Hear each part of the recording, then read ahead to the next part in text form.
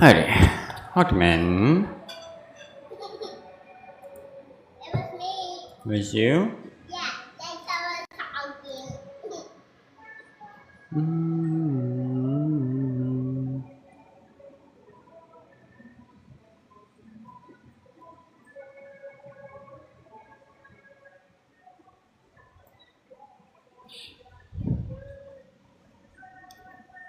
Okay.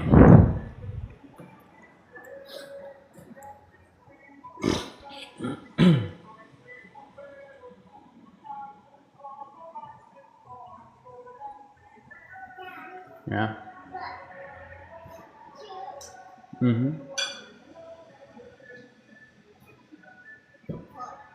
Good job. 4 random items. Yup. Welcome in. Alright, let's go ahead and see. So, today we are getting back into our 12 zodiacs of plants. It's another part that we have been working on for this project, mainly the foundational aspect. If you guys have been in any of our lessons, all of these are posted on YouTube, so you guys can go back and rewatch them if you need any questions or clarifications. I'm trying to work on YouTube has a study quiz section, so hopefully we can put more questions inside of the YouTube thing. So we're working on that. We'll see how that goes. I'm not too sure about it yet, but if we can get it to work, that'd be kind of cool. So, apologies, getting everything still set up. Okay, I hope that works. All right. So the 12 zodiacs of plants. We went over this the last couple of sessions. If you've been with us, we go through Aries, Taurus, Gemini, Cancer, Leo, Virgo, Libra, Scorpio, Sagittarius, Capricorn, Aquarius, and Pisces. And each one of these have an elemental energy that connects to them. Obviously, we're familiar with these when we talk about what kind of signs people are. Aries is fire, Taurus is earth, Gemini is air, Cancer is water, and the cycle repeats. Leo is fire, Virgo is earth, Libra is air, Scorpio is water, and it repeats. Sagittarius is fire, Capricorn is earth, Aquarius is air, and Pisces is water. So within these we have, what's your sign? Oh, appreciate it. How's it going? I don't give out my sign, apologies, but what I do for people who've been in my stream, I give you guys 3 guesses, and then if you don't get it right, then you get to come back the next day and then try again for 3 guesses. We've only had 2 people get it right in their first tries. It's been tons of people who will always have to come back. And some people are very adamant on coming back to figure it out. So it's really funny.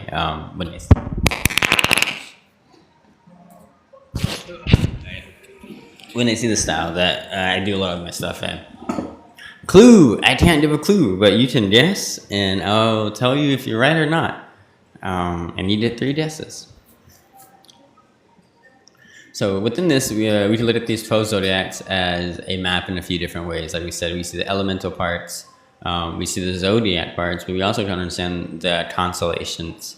So when we speak of zodiacs, what we really mean in farming is going to be constellations. So the constellation of Aries, constellation of Taurus, constellation of Gemini, constellation of Cancer, constellation of Leo, we're going all the way through, constellation of Virgo, the constellation of Libra, constellation of Scorpio, the constellation of Sagittarius, constellation of Capricorn, constellation of Aquarius, and constellation of Pisces.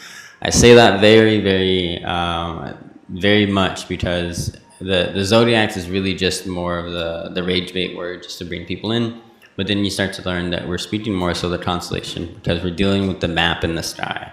So as the sun passes through the constellations, we get our months, and as the moon passes through the constellations, we get the different things going on in our energetic factors. Virgo, not Virgo. 1 down. You got 11 more to go, but not Virgo. So when we talk about Aries, as we said, Aries is elemental of fire sign. Each one of these elements connect to a different part of a plant when we're harvesting these plants. So if the goal to get a certain part of a plant, like when we grow a tomato plant, not Aquarius. Ooh. I don't get Aquarius that often. Yes, I get Virgo all the time. Virgo, everyone asks me if I'm a Virgo. That's like the number 1 common one people go for, which is so interesting, right? I find that funny. Leo, not Leo. Ooh. Yeah, not Leo. I like the lineup. I would say, interestingly enough, I think that we kind of portray all of our signs throughout our years. We change the different parts of the constellations itself within our internal energy. But I believe now in my life, I think I embody more of these kind of traits. Yes. A little. I don't know what a little fort is. I couldn't find it. I'm sorry, mamas. I couldn't find it. It wasn't in there. If you can figure out how to get up there without breaking something. I don't know how to get in there. You need a chair. Yeah. I'm about to take my chair. Good luck. I believe in you. Okay, so as we talked about it, there's the four parts of the plants that connect with different parts of the constellations. So if you are in Aries, which makes you a fire sign, then the parts that connect to your elemental aspects are going to be the fruits of plants. So if you're working with any part of the plant, or you're harvesting the fruits, if you're harvesting a pepper plant, a tomato, a fruit tree, or you're wanting to work with the fruit of a plant to make, let's say, a jam, or let's say you're making some type of tincture that involves the fruit of the plant, then that's what you're typically looking for. You're looking for the moon when it passes by any fire sign. So once the moon passes by a earth sign, again, we work with the root of the plants. Did you find it? No, I know I didn't find it. It's in there. It's not in the fridge. I'm sorry, mamas. You just had to use the big fork for today. Okay, we'll find it though. Okay? We'll find it.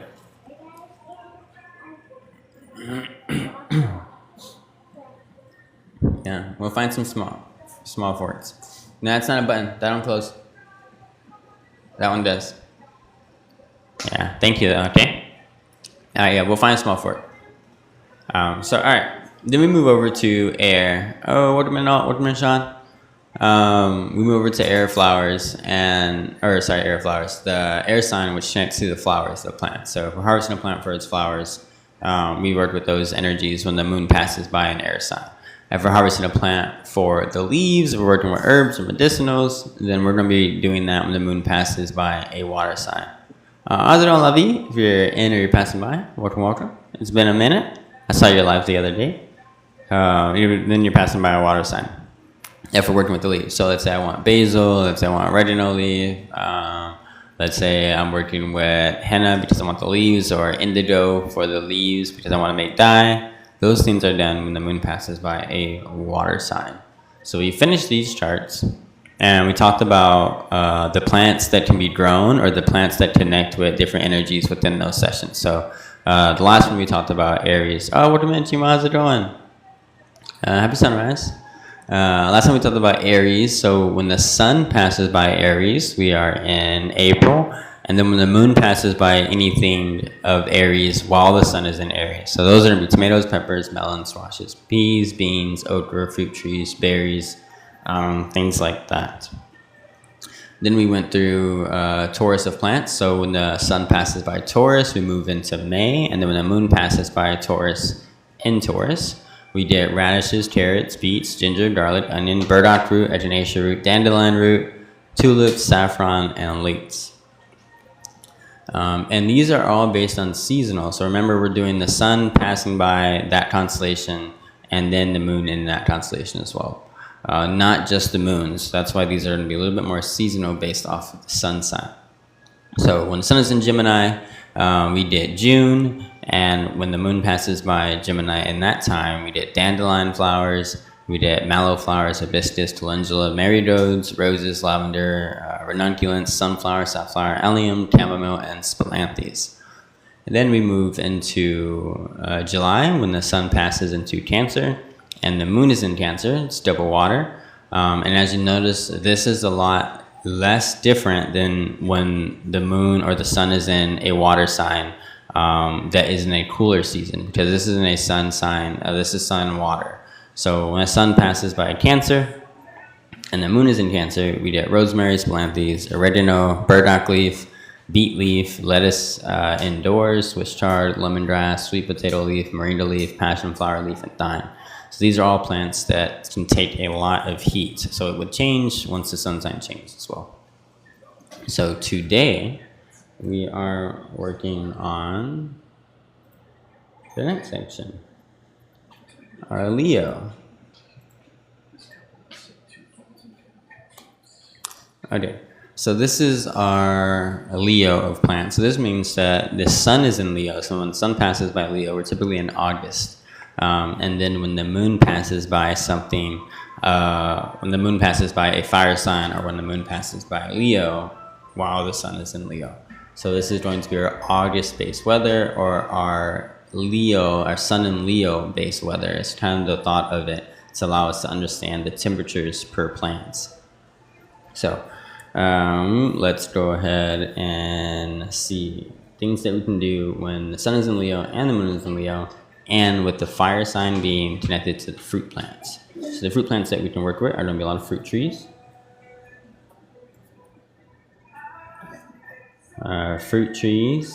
Just a few examples: dates, olives, jujubes,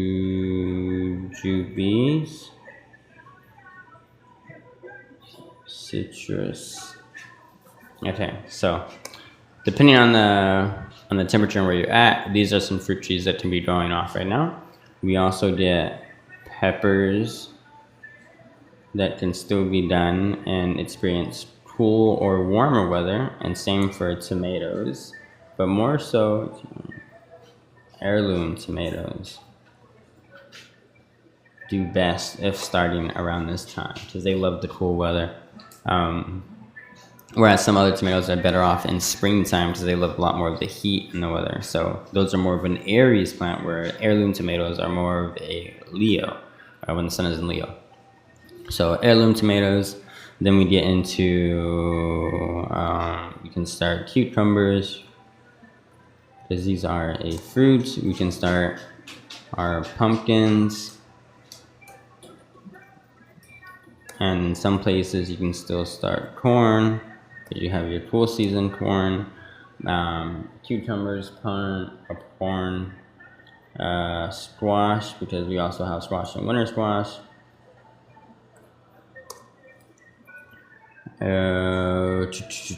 Heirloom pumpkins, corn, squash, things that still bear fruit that are good, eggplant, melons,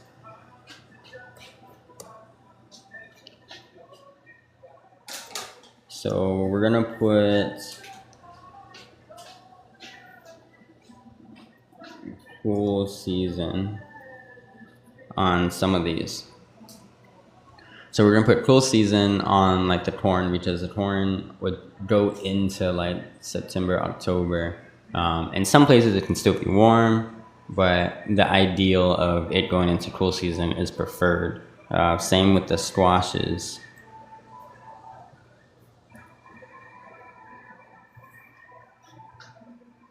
Cool season for the squash, pumpkins, and then same for the peppers. Cool season for the peppers. The rest kind of already insinuate that it would be in cool season: cucumbers, pumpkins, corn, squash, eggplants, melons, passion fruit,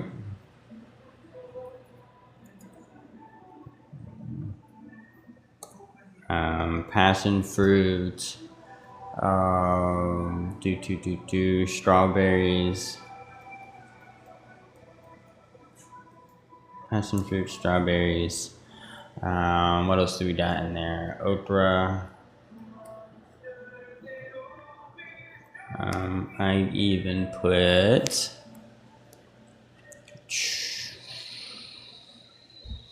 I'll leave it there. I can't think of.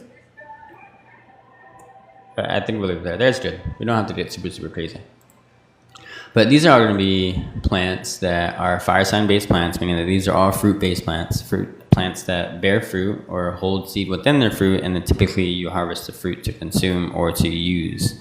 So this is going to be a perfect time. So when the sun is in Leo, at any time, if we're just intentional, let's say we're just speaking intentions and we don't care about astrology, then in August you can plant all of these plants. Okay, Keep it that simple. In August, you can plant fruit trees, dates, olives, jujubes, citrus, all that. But if you want to understand a little bit more of the clock and why this kind of is what it is, then we understand that when the sun is in Leo and the moon passes by a fire sign, then we are working with any of these fruit crops within that season. So fruit trees, dates, olives, jujubes, citrus, pepper, cool season, heirloom tomatoes, cucumbers, pumpkins, corn, eggplants, melons, passion fruit, strawberries, okra.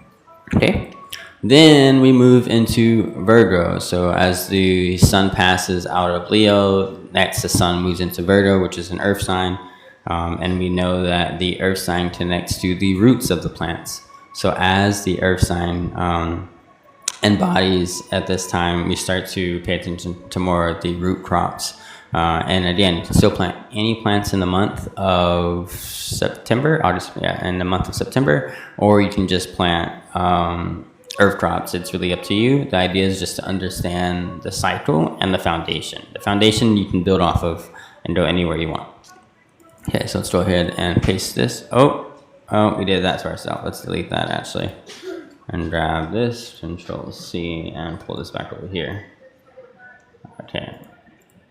Ooh. Don't know why that one did that. Let's fix that. No, come on. Don't get rid of my dot. Don't get rid of my dot. There we go. All right. So when the moon or when the sun passes into Virgo, we get into September. It starts to cool out. In some places, it can still be warm. In warmer climates, us in Arizona, we still can get 100-degree weather. Really kind of fluctuates. Sometimes it can drop down to the 80s, around the 90s, but typically it's a fluctuation between 80, it's like 100. So still the warmth, but still also enough warmth to heat up the soil, to also keep it good to grow, to keep the root crops growing. And then as well as following the cycle of nature, when things start to die out, the soil starts to warm. As everything else starts to fall, the soil becomes the main warmth of the earth. So this is all a very great foundation, whether spiritually, esoterically, or just understanding as a farmer and gardener. So things that we can plant in Virgo season typically is a full spread of most of our root crops as we move into Virgo or the last bit of summer and into fall. September is our fall equinox on spring 21st. And let's go ahead and let's see. We have ginger that we can work with when the moon passes by a earth sign, whether that is Virgo, Taurus, or Capricorn. However, this is specifically speaking for Virgo. Ginger, turmeric, radish, carrots, onion. We might have to plug in. Do I have space? Oh, I think I do have space to put in my laptop. My keyboard, sorry guys, my laptop is just on fire right now.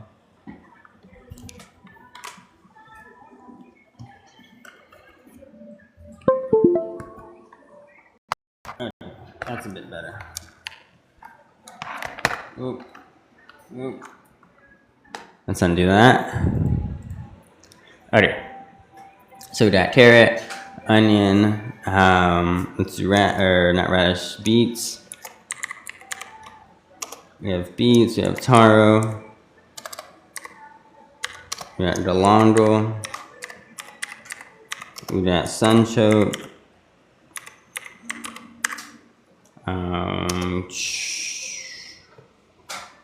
what am I missing? Eggplants. Oh, hey, Jima, how's it going? Thank you for all the hearts and hanging out. How you been? You're so wild. Oh, that was a water bottle. I was like, what are you doing over there? Oh, you're making that sound. Awesome. I saw one of your lives the other day, and your garden was popping. Crazy. Watching everybody's lives since, like, coming back, like, after a couple months and, like, doing lives, seriously. Everyone's, like, popping off, like, after summer, like, coming to an end. It's really awesome. Let's see.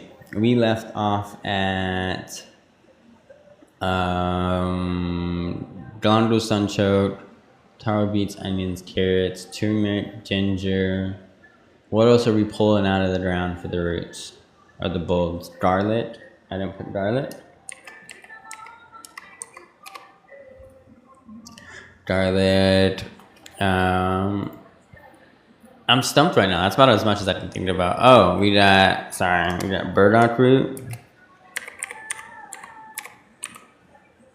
Burdock roots. We got echinacea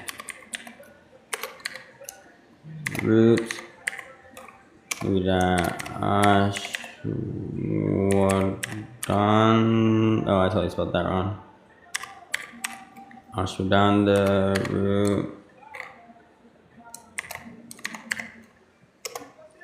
All of those should be done that same as well. Most of those are biennials or perennials. Burdock, echinacea, ashwagandha. We got mallow root.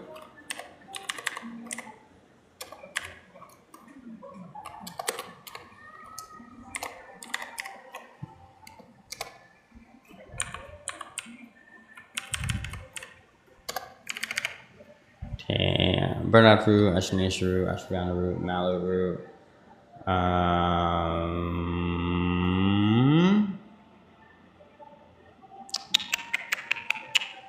I'm stumped right now. That's about as much as I can think about. So I think we'll leave it there. Okay, yeah. So when the sun passes by Virgo and the moon passes by Virgo or an earth sign within that time, the things that we're going to be working with, whether planting, harvesting, transplanting, seeding, it's going to be ginger, turmeric, radish, carrots, onion, beets, taro, galango, sunchoke, garlic, burdock root, echinacea root, ashwagandha root, and mallow root be the ones that we will be doing for Virgo. So let's go ahead and copy this.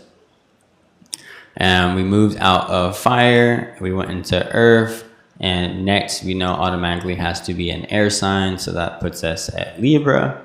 When the sun comes into Libra, we know that it is in September, moving over to October, and that is the start of our cool season that is fall as well. So we know that we are definitely in fall at this time. So as we move into fall, the things that start to happen is the flowers start to drop.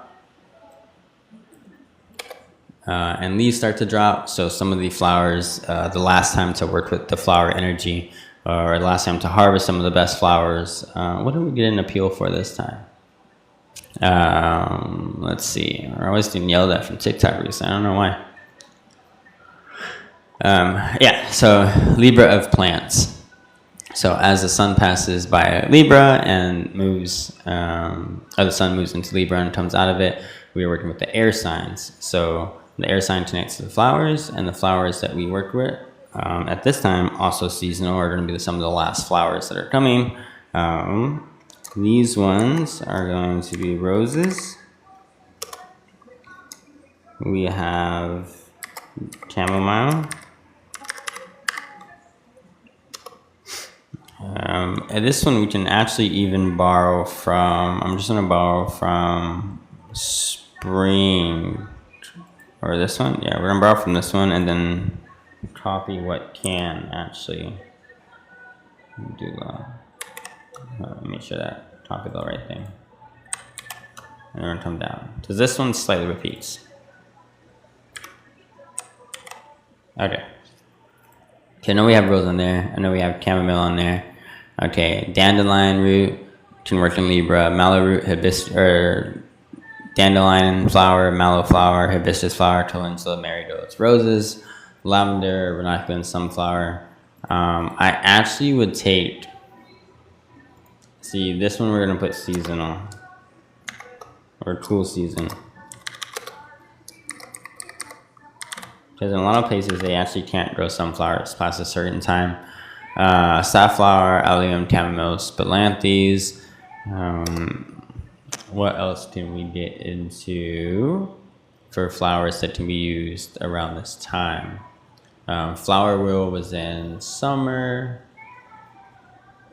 Oh no, yeah, we don't have flower wheel in here. I'm trying to think, what do we have outside? Oh, yellow drumstick, craspedias. There we go, we got craspedia. We have, I wish I had my cut flower list because there's like a few flowers that I know, like on the top of my head, I can't think of it. Bells of Ireland work good here. Snapdragons prefer cool weather, so they work great here. We have cosmos in here. No, we don't have cosmos. Cosmos work good here. Artichoke.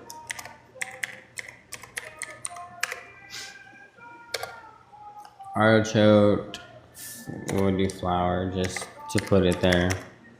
Typically it's edible flower like some of these are. Flower. Alright.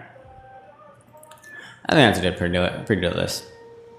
So Libra plants, as the sun passes by the constellation of Libra and moves into, or moves in and out of Libra, and as the moon passes in and out of an air sign, whether it be Libra, Gemini, or Aquarius, these will be the plants that we'll be working with, harvesting or planting. And we talked about those, and that all depends on the moon and where the moon's at. So the moon tells us if we're harvesting or planting the plant, and then depending on where the constellation lines lets us know which plants we're working with or what plants we get to choose from.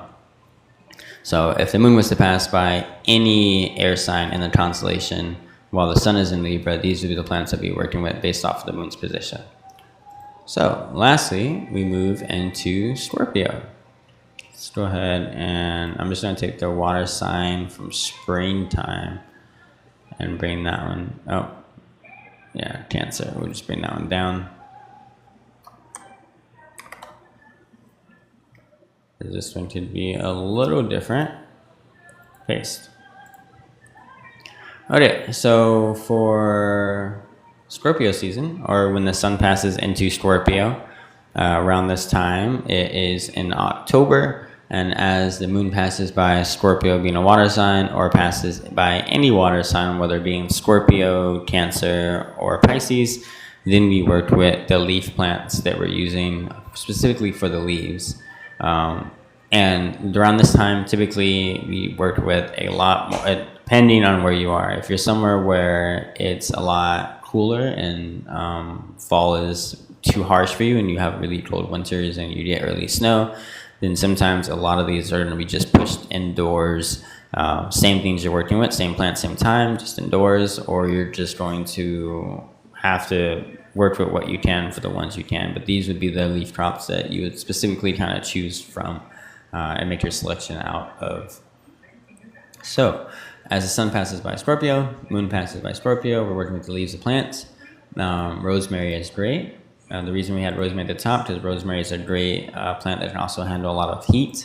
So it's perfect for the summertime. But in the wintertime, it's just nice and relaxed. So rosemary, splanthus, oregano, burdock leaf, beet leaf, lettuce. We can just put lettuce regular here. Just have to mark indoor. Swiss chard, lemongrass, sweet potato leaf, moringa leaf, passion flower leaf, thyme. We have cilantro now, because it likes cool season. Fennel likes cool season. Dill likes cool seasons. We have indigo that likes it cool. Indigo, we have mint that likes cool season. Mint, thyme, cilantro, fennel, dill, indigo, mint. What are we missing? Spinach.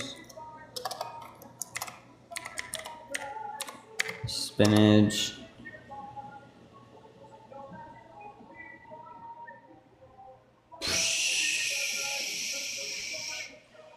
We have sage in here? I think we did have sage in here, right? Sage actually should have been here. Sage. Yeah, sage should have been there. Let me actually add sage to this.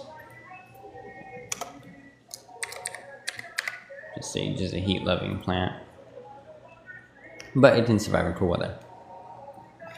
Okay, so while the sun's in Scorpio and the moon passes by Scorpio or another water sign, the plants that we're going to be working with or select from, and this list can definitely widen and broaden. There's going to be rosemary, splanthus, oregano, burdock leaf, beet leaf, lettuce, Swiss chard, lemongrass, sweet potato leaf, moringa leaf, passion flower leaf, thyme, cilantro, fennel, dill, oregano, or dill, indigo, mint, spinach, sage. Like we said, this list can be a lot longer too, so there's a lot more that can be added. But that gives us our 4 new sections that we added on. So last time, like we said, we did Aries, Taurus, Gemini, and Cancer.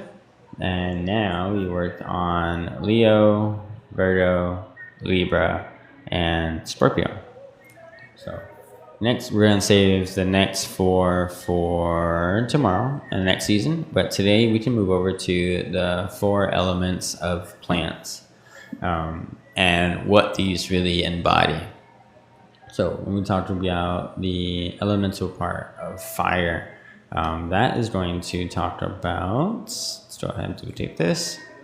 Let's bring this here. We're going to make this a little bit bigger. Bigger than that. Okay, maybe that might be too big. We'll find out. We're just in there. Let's see. Thank you for the share. I appreciate it. Thank you, Dima. So, for the fire. So, when we talk about the element parts of plants and we spit on fire, what part of the plant that connects us to, those are the fruits. Okay, so this does need to be a little bit bigger. There we go. I think this should be good to fit all of them. Beautiful. Okay, so the fire connects us to the fruits, whereas earth connects us to the roots of the plants.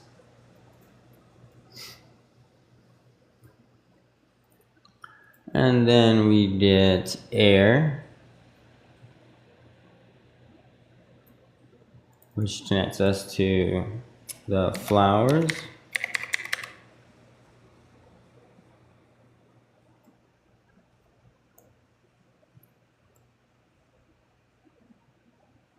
Awesome. And lastly, we get, is that right? Oh, something not centered here. Who's not centered? You're not centered? Oh. There. No, come on. Where'd it go? That one. Oh, we just had it. Yep. I think that's it. So that means that this should line up. Are you not centered? Maybe it is you. You should be there. Oh, what is that? Oh, my OCD is too much for this. Okay, we're gonna leave it alone. I'm gonna ignore it. I'm gonna look at that forever. Okay, so water connects us to the leaves. Leaves. I always put leaves, and I remember it should be leaves. I spell that wrong all the time. Okay. So we have our fruits, our roots, our flowers, and our leaves. These are typically the main parts of plants that we're harvesting. Seeds, for people who always ask, we're just going to put those in our fruit category for now, okay?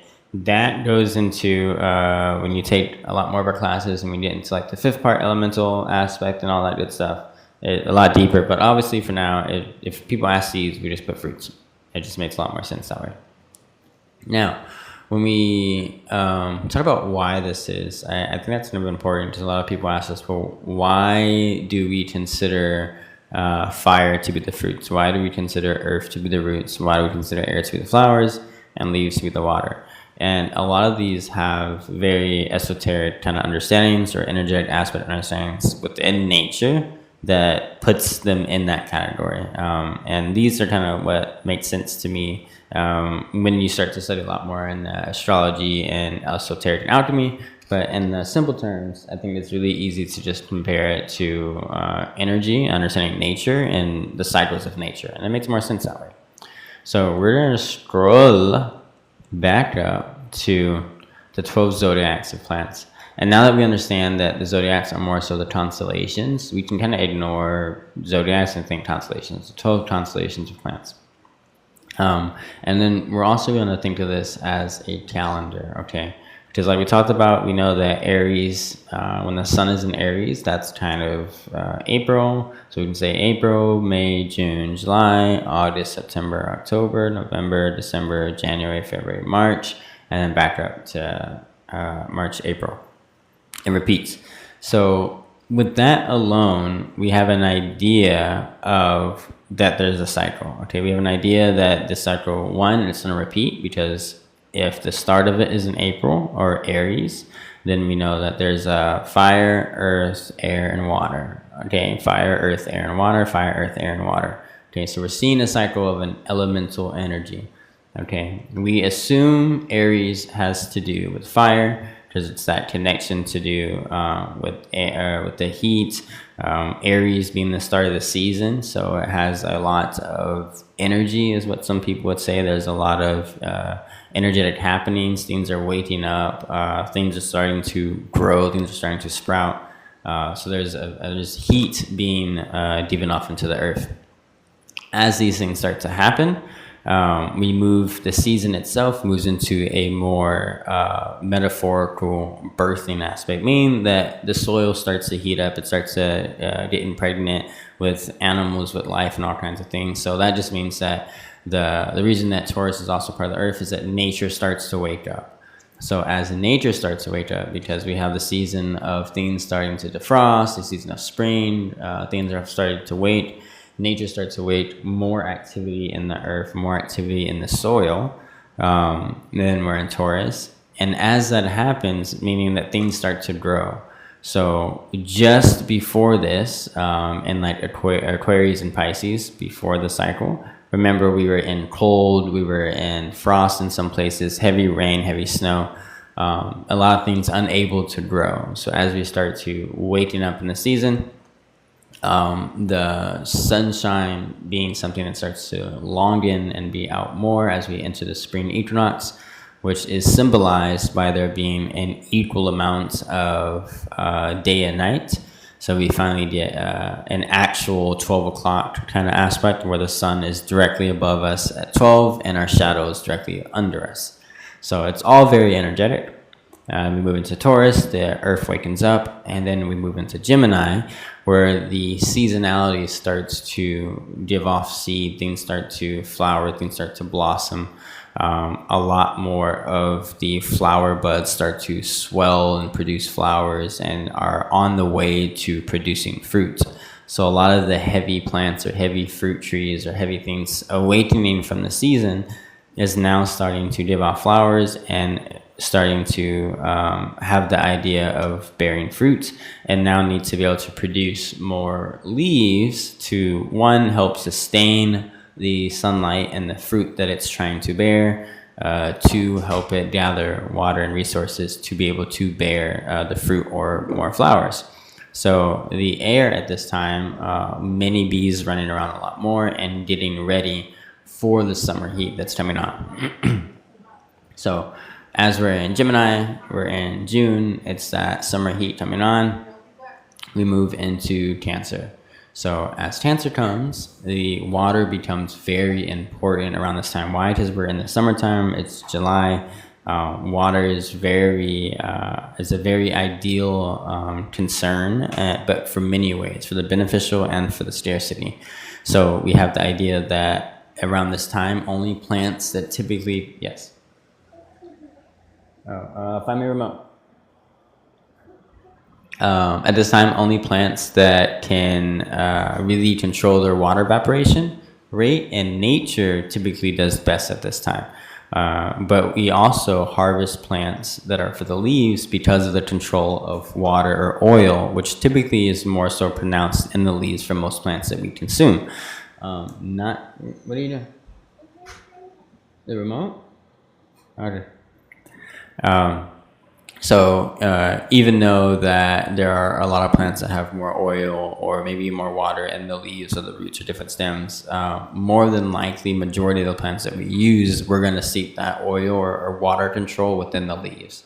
So one of the reasons when we're making teas, we're harvesting the leaves of plants, we're evaporating the water and keeping the oil in the leaves. So it's all about the leaf and the study and process of evaporation rate within the leaves to consume a lot of these leafy greens. Yes? What'd you find? Oh, looks like a whale. Cool. Okay, you gotta find remote. Okay, so these are going to be, as we saw, the waking up of season. Also in Cancer, we have a lot of heat. It's summer, the sun is shining. Again, the evaporation rate is extremely important. That's why I tell people evaporation rate is a very big thing when we think about our watering, and even just in the farm and garden. So we have Aries, the fire, we have Taurus, the root, the earth is getting, starting to wake up. Gemini, June, the flowers are starting to bud and the bees are pollinating. We also have the strawberry moon around that time, so we're getting some of the first of the fruits that have been pollinated. And then we get into Cancer, where water becomes way more important. And a lot of plants start to conserve water to use so that way they can bear fruit once we get back into Leo. So this is going to be the cycle of nature and trees. So as the season starts to end, meaning that we're entering the end of summer. So we've had this huge growth. So this is like usually they're good to think of in quarters, but sometimes the triad makes a little bit more sense. But our first season, we had our first growing season, and now we're on to our second, where our plants that have awakened up are now able to bear fruit. Even though the cycle repeats, and for different plants, this whole cycle may happen within 1 month. For some plants, this cycle happens every 2 months, and then it just repeats within those 2 months for the plant to bear fruit. It doesn't need the entire astrological chart. Some plants only need a month or two, and that's no different than when people say, oh, that plant takes 30 days, that plant takes 60 days. I can also say that plant takes 2 moons, 2 full moons, that plant takes 4 full moons, or that plant takes about a quarter of the constellation before it needs to grow. Or that plant, it's a fire plant, okay, that plant needs about 2 fire signs to grow. So these are just different foundational ways to understand the farm and garden for people without ever having to learn some of the other ideas, or why 30 days, why 60 days. Well, because that 30 days shows me that the plant needs to go through this kind of energetic cycle. So the plant needs to go through a fire when the sun passes through a fire sign, when it passes through an earth sign, or it passes through an air sign. On a elemental aspect, Aries, springtime, the plant needs to go through a spring-like conditions. It needs to go through a strong sun or a strong earth-based condition, which is a strong, heavy, solid, just growth period. And then it needs to go through a pretty energetic where it's not super crazy, it's not super cold, and it's not necessarily, it needs a little bit more of a warmth, so it's kind of in that sweet spot. So you just kind of learn a little bit more when you put plants onto here, and you're like, okay, I planted it in August or in Leo. I know it needs 30 days or it needs 60 days. What am I looking at? What kind of season does that plant need to go through? So again, more foundational aspects. And as we go from Cancer, we move down to Leo, plants that first start to bear fruits. Now that fruit has been born, what happens then is that plant starts to die back. And these plants start to become dormant. So these plants start to do what? They start to die back. They stop producing as much sugars and starches in the roots. They stop producing, and it's more of a hold, or maybe they're storing. So there's a lot of things that happen after that. After those plants drop that first fruit, after those trees drop the fruit, now in nature, the earth is starting to store energy because it's getting ready to, one, put out any last of its flowers, so that way it will bear its seed. If there are any more flowers, or if it hasn't already dropped anymore, it's trying to save itself. So it's going to put out any last flowers, maybe a few fruits if it does, but typically a lot of flowers will also start to die back at this time. So you see less bees. The bees are starting to also prepare. Everything is preparing for nature and for the winter season and the cooler seasons around this time. Still active. Still you can work with flowers. Still you can be planting flowers. And that's not saying that the garden is just dead at this time. We're just looking at how nature starts to prepare for itself and why we resonate these signs with these elements. So there's a lot happening in the air in the season of Libra. As we move into Scorpio, we start to see water come back into the cycle. In some places, October can be a snowy month. In some places, maybe it was a lot longer ago and it's not as much anymore, but traditionally in nature, when it's at its happiest, I feel that in the northern hemisphere, typically October can be a wet or snowy month. We get our rainy seasons, we get our snowy seasons. We all see in the movies, or in October, it could be a snowy Halloween, or it could be a rainy Halloween, or all the leaves are all on the ground. So it's all to do with that water content again, where we're seeing all of the dropped leaves, we're seeing all of the change in the seasons, the fall, everything starting to really change based off of the perspiration now. So now it's not so much in the air, we have physical signs, the leaves are gone, and the water is starting to either freeze or we're getting wetter and colder. So from there, we move over to Sag. So from there, we move over to Sag. And as we move over to Sag, we get our winter of fire season, is what I like to call it, meaning that it's our fire season again. This is the last of our fruits in colder climates, typically. In colder climates that receive snow, this is going to be the last of your fruit harvesting time. This is typically when a lot of the fruit trees are finally bearing fruit. We are now in November.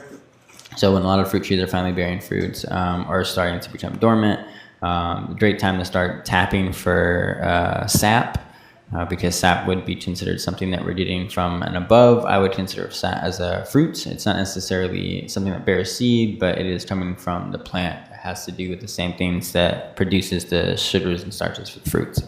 So as that happens, and the plant gives off the last of its fruits, we get our snowed out, everything just kind of goes dormant. We get our earth sign. Our earth sign represents that December, January start where everything is snowed or just extremely cold. And in places like here in Phoenix, we're not getting snow, we're not getting anything crazy, but we do have extremely low temperatures. And yeah, it looked pretty. It looked pretty. But we may not have enough sunshine to produce as much food as we would like, or we may have to have supplemental warmth to do different things. So we have to warm the earth. We have to find some way to warm the stuff around us more than we did in November. November was like, oh, okay, we can get away with it. Now we're like, yeah, we gotta either warm stuff up, we might have to wrap trees, do all those different things. So we're trying to heat up the environment around us. So that's earth. Then we move into January, where the winds start to pick up, and that's when it starts to get really cold in some places. That's when you have heavy wind chills, you get a lot of frost. We're still getting snow at this time. Typically it's definite snow. In some places, December can be iffy.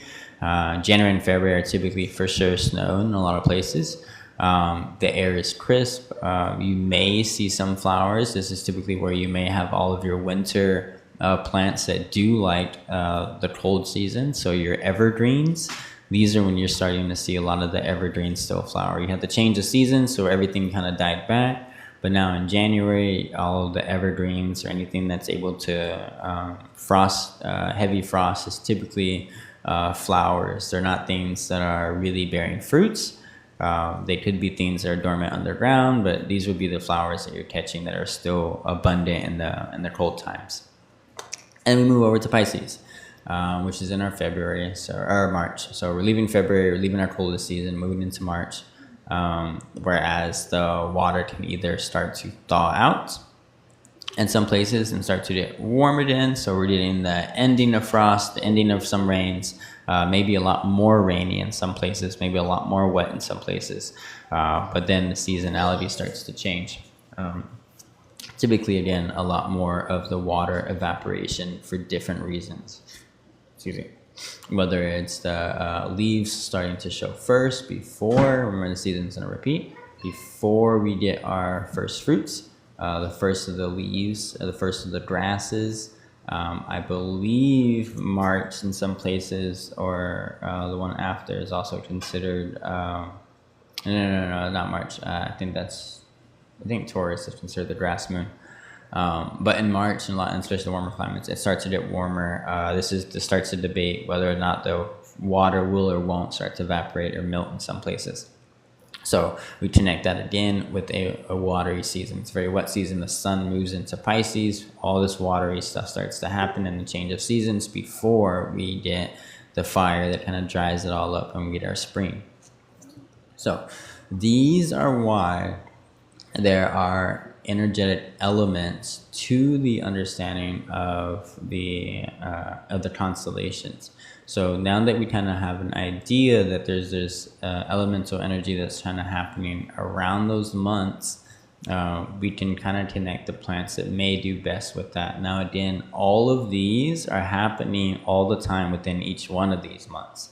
So because the moon passes by all the constellations, while the sun is in one constellation at a time, that's a month. So the sun takes 30 days before it goes to the next constellation. The moon does this in 28 days. It goes through the whole thing. So it's about 3 days in every one. And that gives us a little bit more understanding on the ebb and flow of how this nature cycle works. It's like, okay, so we just need to pick and choose kind of when to ride the roller coaster, kind of an idea. So I hope this helps. I think we're gonna leave it here for today because we made it through that, and we also made it through that definition and understanding. Tomorrow we have Sagittarius, Capricorn, Aquarius, and Pisces, and then we move on to our moons, so the full moon and the new moon, and then we get to break a lot of that down. So I appreciate it. Again, these will be uploaded on YouTube. We've been uploading all of them on YouTube and a lot more studies. So it's the main reason we started this series, because it's a really great YouTube series that we've been working on. But just for some really good information for people who want to look into biodynamics and understanding when it comes to indigenous farming and agricultural or astrology, gardening, or using the moon and stars. So if you guys like Plants with the Moon and Stars, you can check out, DM me or message me on YouTube, TikTok, or whatever you guys are seeing this on. And you guys can, right now I'm doing PDFs. It's unfinished, but I've been working on this for a long time. A lot of people asked about it. But I do have a PDF. It's donation based, and I'll send you guys the PDF. But it's the first book that we've been working on, and it just tells you a lot about some plant lore and some really cool stuff. But the beginning part is like really butchy. But once you get to the phenology and the actual biodynamics, like that part I worked on, and that it's so solid. It has some really cool information on it. It talks about when is the first full and new moons of the year. It talks about understanding the celestial holidays, fall and equinoxes, and New Year's.